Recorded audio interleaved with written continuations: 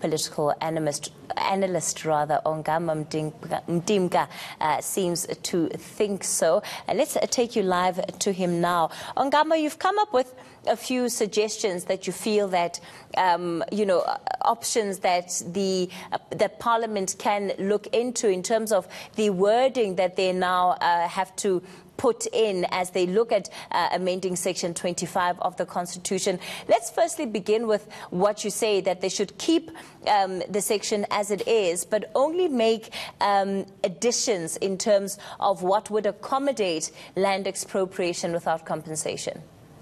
So, Kathy, Section 25 is very strong in affirming the rights of property owners and also in precluding the state from taking arbitrary action or prevents arbitrary deprivation of property, which is required to protect citizens from any tyrannical state behavior. So I'm saying what's important is that in order to keep in sync with the spirit of the Constitution itself and that section, it's important to when for South Africans to not feel any less secure after the process of change has taken place. And the way we can do that is to insert some subsection which gives the right to expropriate land and puts the conditions for such expropriation. And I'm glad I was looking just now and I saw that the leaked document in terms of the expropriation bill alludes to both examples that are used as conditions for expropriation, such, for example, as property owned by a state-owned entity and property that is allowed by a landlord to be derelict or to not a landlord is not caring about, which ends up being a nuisance to a municipality. Of course, some of the suggestions that you make in terms of what those provisions should entail do not stop there, and that's really, it goes to the heart of the question of why we're even having this discussion over the expropriation issue.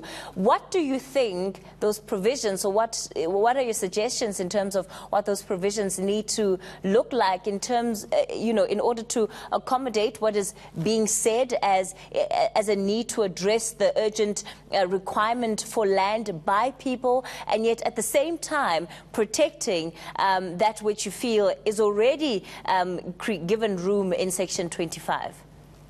So first of all, to answer your question about why we are even engaged in this debate, there's a sense in the nation, especially among young South Africans, previously regarded as having been born free, that their experience has belied the sense of being born in a free country, and they still experience the same exclusions as their parents did. So there's a sense in which they want to have a victory against what they see to have been a constitution which was an outcome of a stalemate.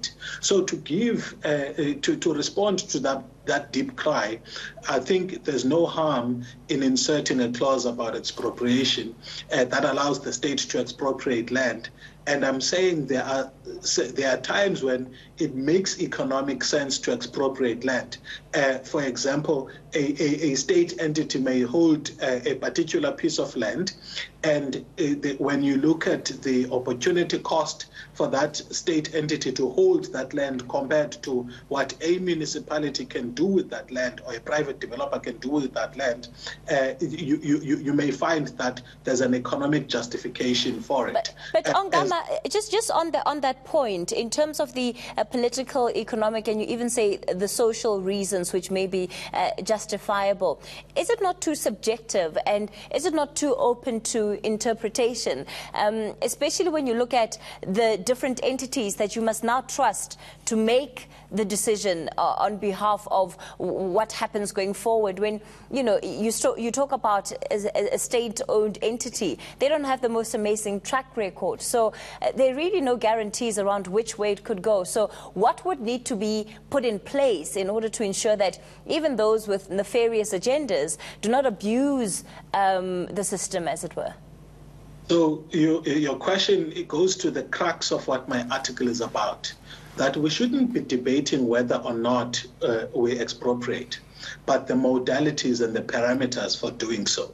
So I feel that the extreme positions of Freedom Front Plus in the fear-mongering, as well as the positions of the EFF that appear to be delegitimizing some people's citizenship, are precluding us from having a discussion that says, indeed, here's an input, but this input is too open-ended. How do we move it forward, acknowledging the value that it is bringing, but ensuring that some of the loopholes that are there are closed. And I think it's important, Kathy, that when we're engaged in this process, we do not sow the seeds for future generations or any sections of society to want to struggle to oppose it in future. And also, we mustn't create leeway for the state to take arbitrary state action against private citizens. So I'm happy that one contributes input, and that input is responded to by closing whatever loops may be there. And I think this is what we will get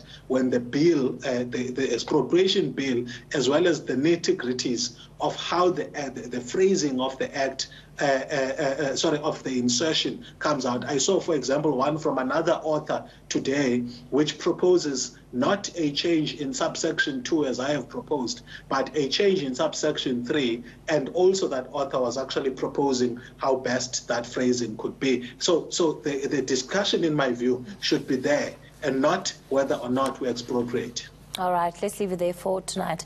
Political analyst Ongama Mtimka giving us his take, and you would know that Parliament is currently busy with the process of finalizing what exactly that the language in that final amendment should look like, and that's part of the national conversation that takes place as we await that result there.